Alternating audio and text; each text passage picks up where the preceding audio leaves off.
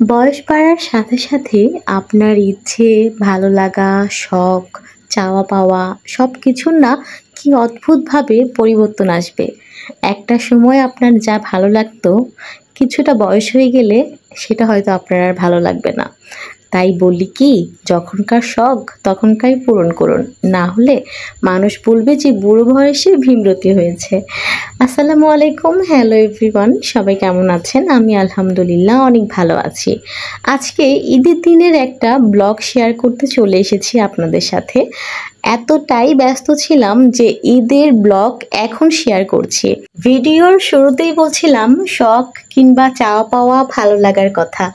একটা জিনিস কি ভেবে দেখেছেন, ৩-৪ বছর আগে ঈদের আপনার যে আনন্দ ছিল এখন কি সেটা আছে?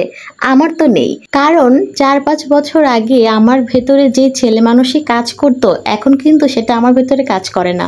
আমার মধ্যে এখন পরিবর্তন এসেছে, আমি এখন গৃহিণী হয়েছি। সো আমার কাঁধে অনেক দায়িত্ব। ছোটবেলার সেই দিনগুলোকে ইচ্ছে করলে আমি ফেরত আনতে পারবো না।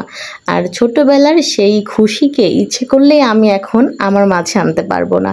তাই সময়ের কাজ সময় করা ভালো। আলহামদুলিল্লাহ আমি অনেক অনেক মজা করেছি আমার ছোটবেলার ঈদে। আর এখন সবাইকে খুশি করতে পারাই আমার অনেক বেশি আনন্দ।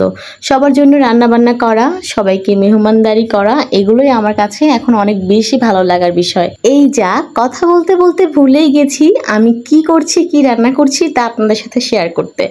এই তো আমি আজকে রান্না করে নিয়েছিলাম সেমাই। ঈদের সময় সেমাই খাবো না তা কি হয়?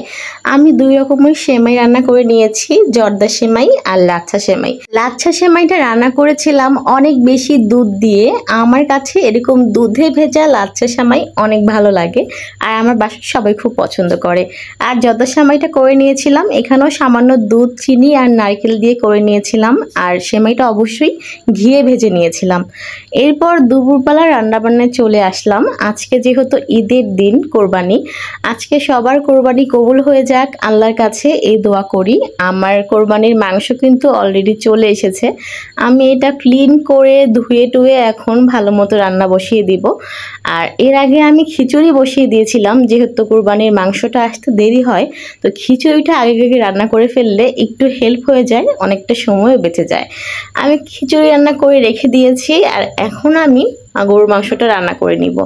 আমি গরুর মাংসটা হাতে মেখে রান্না করব। কুরবানির মাংসটা আমি যখন এভাবে হাতে মেখে রান্না করি খুব ভালো লাগে। আমিও আমার নানি, দাদি, মাকে দেখতাম এভাবে হাতে মেখে মাংসটা রান্না করতো।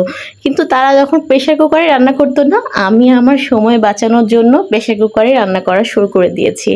আমি এখানে প্রায় ৪ কেজি মাংস বসিয়ে দিয়েছিলাম আর এতটাই মাংস ভরে গিয়েছিল আমি প্রেসার কুকারে ঢাকনা লাগাতে পারছিলাম না। আমি ওয়েট করছিলাম যে কখন মাংসটা একটু কমবে আর আমি ঢাকনাটা লাগাতে পারবো। এই তো মাংসটা কিন্তু বসিয়ে দিয়েছি, এখানে সব ধরনের মাংসের মশলা একসাথে দিয়ে বসিয়ে দিয়েছি। আর এই যে আমার মাংসটা কমে এসেছে আর এখন আমি ২-১টা সিটি দিয়ে নিব। অনেকক্ষণ কষিয়ে নিয়েছি মাংসটা। এই যে আমার গরুর মাংসটা রান্না হয়ে গেছে আলহামদুলিল্লাহ, এত সুন্দর কালার এসেছে আর এটা আসলে অনেক মজা হয়েছিল। যেহেতু কুরবানির মাংস, আল্লাহর রহমত আছে এতে। আমি বিসমিল্লাহ করে খাওয়া শুরু করে দিয়েছিলাম, ১-২টা খেয়ে দেখেছি যে কেমন হয়েছে রান্নাটা। মাশাআল্লাহ অনেক মজা হয়েছে। আজকে আমার বাসায় আমার অনেক মেহমান আসবে, তাদের জন্য বেশি করে মাংস রান্না করেছি, খিচুড়ি রান্না করেছি। আর আপনাদেরও দাওয়াত রইল, আমার পরিবারে চলে আসবেন। আজকের ভিডিও এখানেই শেষ করছি। সবাই ভালো থাকবেন, দেখা হবে আগামী দিনে নতুন কোনো ভিডিও নিয়ে। সেই পর্যন্ত সবাই আমার সাথে থাকবেন, আমাকে লাইক, কমেন্ট আর শেয়ার করে দিবেন। আল্লাহ হাফেজ।